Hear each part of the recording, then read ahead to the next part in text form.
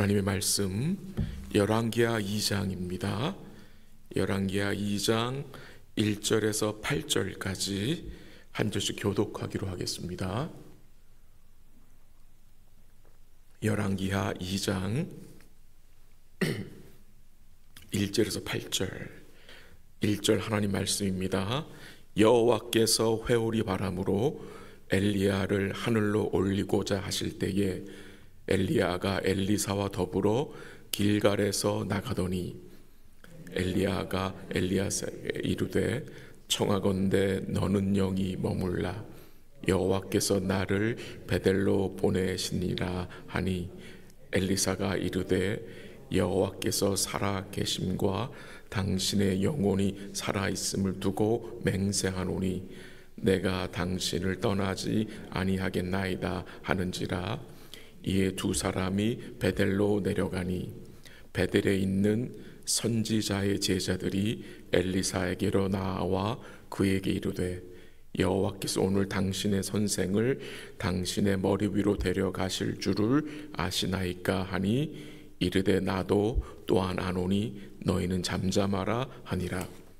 엘리야가 그에게 이르되 엘리사야 청하건대 너는 여기 머물라 여호와께서 나를 여리고로 보내시느니라. 엘리사가 이르되 여호와께서 살아 계심과 당신의 영혼이 살아 있음을 두고 맹세하노니 내가 당신을 떠나지 아니하겠나이다 하니라. 그들이 여리고에 이르매 여리고에 있는 선지자의 제자들이 엘리사에게 나와 이르되 여호와께서 오늘 당신의 선생을 당신의 머리 위로 데려가실 줄을 아시나이까 하니 엘리사가 이르되 나도 아노니 너희는 잠잠하라. 엘리야가 또 엘리사에게 이르되 청하건대 너는 영이 머물라 여호와께서 나를 요단으로 보내시니라 하니 그가 이르되 여호와께서 살아 계심과 당신의 영혼이 살아있음을 두고 맹세하노니 내가 당신을 떠나지 아니하겠나이다 하는지라. 이에 두 사람이 가니라. 선지자의 제자 50명이 가서 멀리 서서 바라보매 그 두 사람이 요단가에 서 있더니 엘리야가 겉옷을 가지고 말아 물을 치매 물이 이리저리 갈라지고 두 사람이 마른 땅 위로 건너더라. 아멘. 이 엘리야가 회오리 바람 가운데 하늘로 올라가기 전에 그의 이제 후계자 엘리사를 만나 함께하는 내용이 나옵니다. 하나님은 엘리야로 죽음을 보지 않고 회오리 바람 가운데 하늘로 승천하게 하셨습니다. 회오리 바람 가운데 엘리야를 이 땅에서 천국으로 옮기신 것입니다. 왠지 모르게 저는 하나님이 엘리야를 하늘로 옮기실 때에 불수레와 불말을 태워서 옮긴 것으로 생각할 때가 참 많았습니다. 여러분 어떻습니까? 오늘 성경에 보면은 불수레와 불말이 아니라 회오리 바람 가운데로 하늘에 올라가게 했다고 나옵니다. 예전에 사용하던 통일 찬송가 가사를 보면은 주의 선지 엘리야 병거 타고 하늘에 올라가던 일을 기억합니다라는 가사가 항상 머리에 남아 있었습니다. 근데 그 찬송가 가사가 이제 새 찬송가에는 수정이 돼요. 어떻게 됐습니까? 주의 선지 엘리야 바람 타고 하늘에 올라가던 일을 기억합니다로 바뀌었습니다. 오늘 본문 1절에도 보면은 여호와께서 회오리 바람으로 엘리야를 하늘에 올리고자 하실 때라고 했고요. 11절 중간에 11절 보면 두 사람이 길을 가며 말하더니 불세례와 불말들이 두 사람을 갈라놓고 엘리야가 회오리 바람으로 하늘로 올라가더라라고 했습니다. 그러니까 불수레와 말들이 나타난 것은 사실인데, 이 불수레와 불말은 엘리야와 엘리사를 갈라놓았고요. 엘리야는 그 불말 타고 불수레 타고 올라간 것이 아니라 회오리 바람으로 올라간 것으로 우리는 이해하면 좋겠습니다. 이렇게 승천하는 일을 보여주신 것은 이 하나님을 섬기며 또 하나님을 의지하며 살았던 엘리야가 이제 하나님의 곁으로 갔다는 것을 우리에게 알려주는데요. 이런 엘리야의 모습은 이 한 병사가 조준하지 않고 쏜 화살을 맞고 죽은 이 아합의 모습과 또 1장에서 우리가 생각했던 다락 난간에서 떨어져 병들어 죽은 이 아하시아의 모습과 참 많이 대조가 되는 것 같습니다. 엘리야는 하늘로 올라갔습니다. 그러나 하나님은 그의 백성들을 위해서 또 누구를 남기셨습니까? 엘리사를 예비하여 남겨주셨습니다. 전 이것이 얼마나 큰 하나님의 사랑인지를 또한 생각해 보았습니다. 엘리야를 데리고 가셨지만 엘리야를 대신해서 그의 백성들에게 말씀을 선포하고 그의 백성들에게 하나님의 뜻을 알려줄 엘리사를 남겨두시고 예비하셨다는 것입니다. 마치 광야에서 하나님이 모세를 데려가실 때에 하나님은 여호수아를 예비하여 남겨두심으로 그의 백성들을 인도하고 보살피도록 한 것 같이 말입니다. 하나님은 엘리야를 통해서 엘리사를 부르셨습니다. 이 엘리사가 선지자들이 있던 그 선지 학교에 있을 때 부른 것이 아니고 이 엘리사는 밭을 가는 농부였습니다. 겨릿소를 이제 몰면서 밭을 갈고 있을 때에 엘리야가 그를 불렀고 이 놀라운 은혜가 엘리사에게 임하여서 그 부르심에 이 엘리사가 어떻게 반응을 했습니까? 겨릿소를 가져다가 잡아서 삶아서 백성들에게 나눠주고 그 소의 기구들을 다 불살라 없애고 엘리야를 따르며 수종들었다는 말씀이 이제 열왕기상 앞쪽에 나옵니다. 왜 하나님이 엘리야를 부르셨고 왜 하나님이 엘리사를 부르셨습니까? 그 내용을 우리가 지난주에 생각했던 베드로전서에서 언급이 된 것 같은데요. 제가 한번 읽어드리고 들어보세요. 베드로전서 1장 10절 11절인데요. 한번 들어보십시오. 이 구원에 대하여는 너희에게 임할 은혜를 예언하던 선지자들이 연구하고 부지런히 살펴서 자기 속에 계신 그리스도의 영이 그 받으실 고난과 후에 받으실 영광을 미리 증언하여 누구를 또는 어떠한 때를 지시하시는지 상고하니라 라고 증거합니다. 좀 내용이 긴데요. 하나님이 엘리야와 또 엘리사를 부르셨습니다.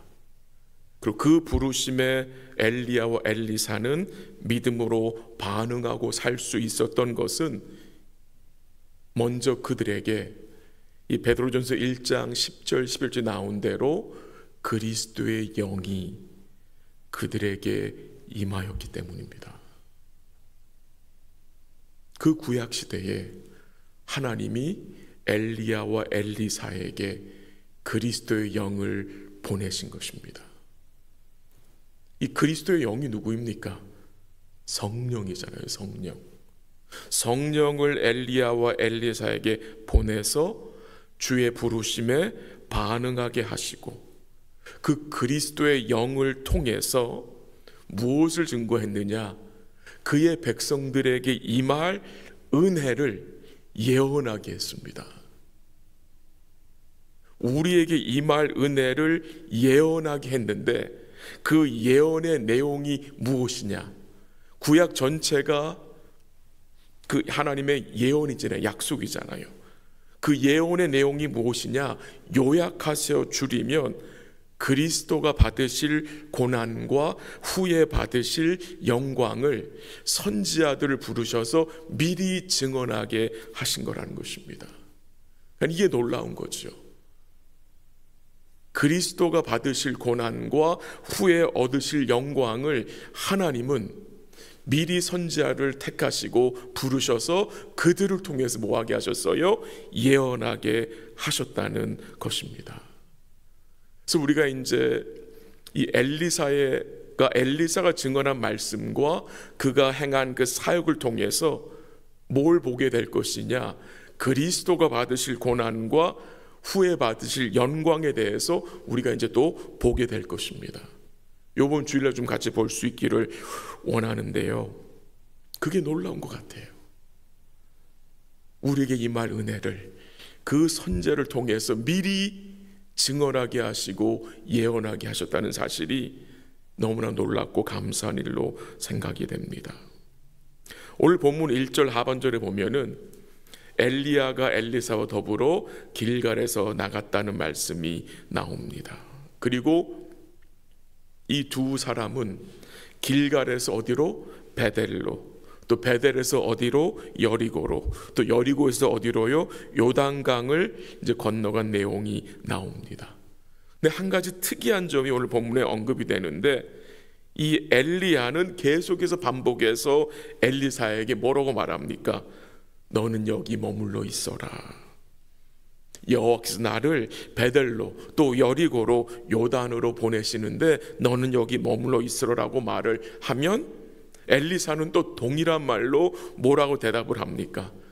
여호와께서 살아계심과 당신의 영혼이 살아있음을 두고 맹세하노니 내가 당신을 떠나지 않겠다고, 함께 하겠다고 계속 동일한 말을 언급하고 있습니다. 참 너무나 재밌는 것 같아요. 엘리야는 엘리사를 떼놓고 가고 싶은데 엘리사는 엘리야랑 끝까지 함께 따라갑니다. 그 내용들이 3번씩이나 반복이 됩니다. 그러니까 두 사람은 계속 같은 이야기 하는데 뭐만 바뀌어요? 지금 계속 장소만 바뀌는 거예요. 길갈에서 베델로, 베델에서 여리고로, 여리고에서 요단으로.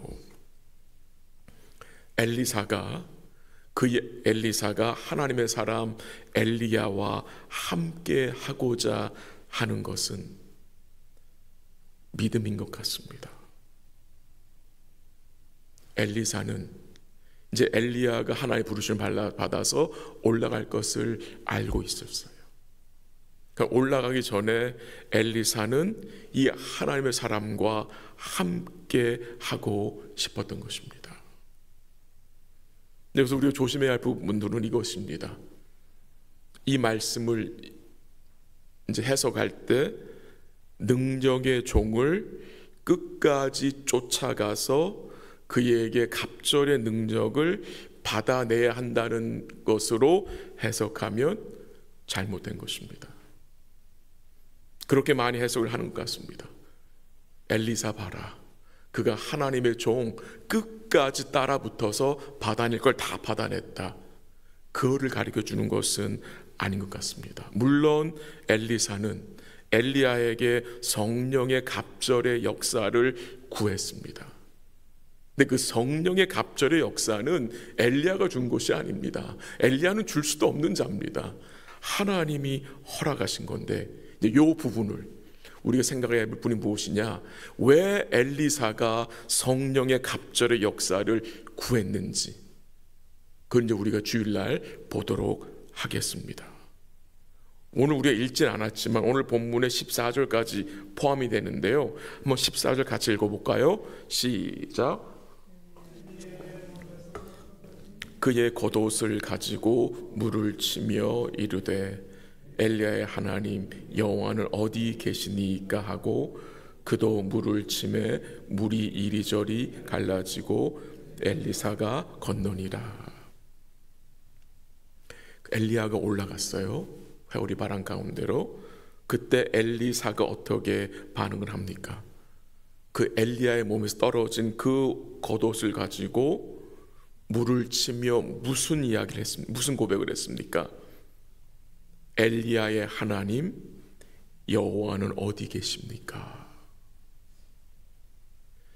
이 엘리사가 구한 것은요, 엘리야가 아니라 엘리야의 하나님이었습니다. 엘리야의 하나님. 참 복된 믿음 아닙니까?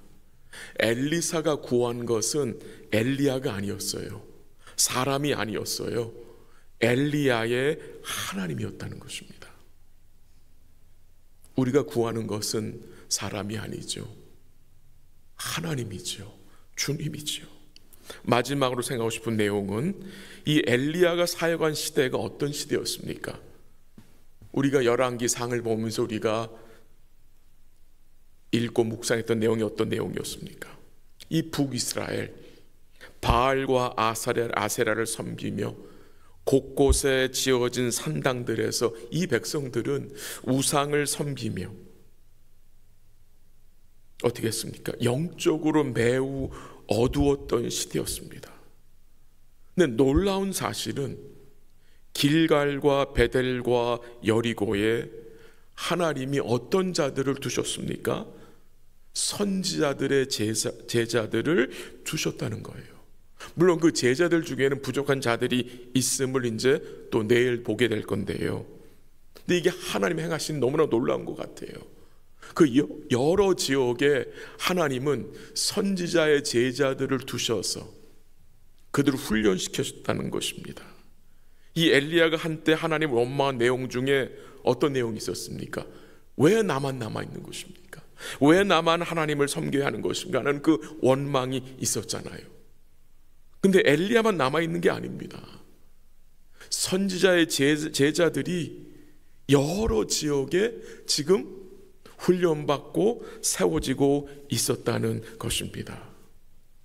엘리야가 하늘로 데려감을 당하기 전에 그는 엘리사의 믿음을 볼 수 있었고, 길갈과 베델과 여리고에 있는 선지자의 제자들을 보면서 그가 무슨 생각을 했겠습니까?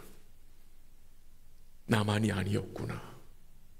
하나님은 그의 신실하심과 역사하신 가운데 이루실 일들을 계속해서 이루고 계셨구나를 생각했을 것입니다.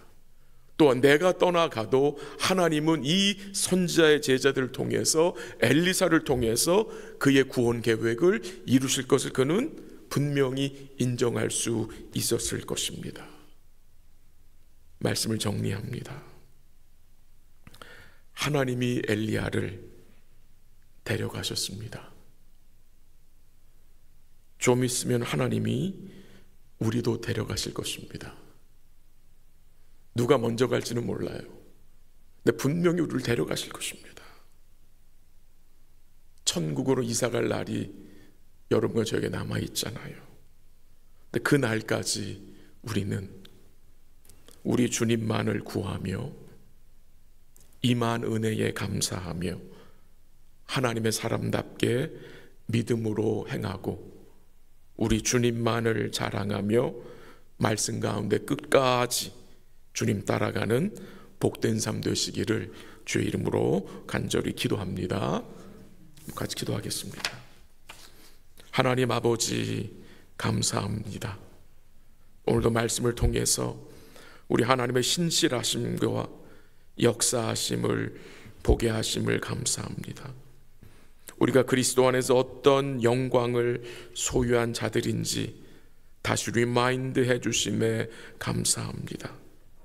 주님이 우리를 데려가시는 그 날까지 우리 주님만을 구하며 임한 은혜에 감사하며 하나님의 사람답게 믿음으로 행하게 하시고 우리 주님 기뻐하며 자랑하며 말씀 가운데 주를 따라가는 복된 삶 될 수 있도록 인도하여 주시옵소서.